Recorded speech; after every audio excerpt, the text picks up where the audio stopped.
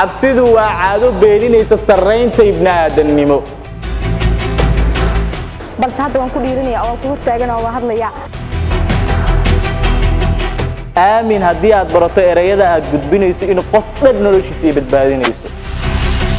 haddaad tahay qof cabsona sidee cabsi ka qaadi kartaa adigu nignisaad leedahay waxbaa kuu gooniya fariina kugu jirta fariintaas horumari kobci tayee qiimo u yeel wax qofnimadaada korin karana fagaarka hadalka ka kooha marka koo iimaanay waxaan ahaa qof ka cabsanay inuu banaan meelaha ka hadlo public speaking in uu saameyn noocaas uu leeyahay maalinta aad joojiso korriimada qofnimadaada waxaad bilowday dhimashadaada waana tan kaliya kuu suuragelin karta inaad shakhsiyadaada bannaanka aad keento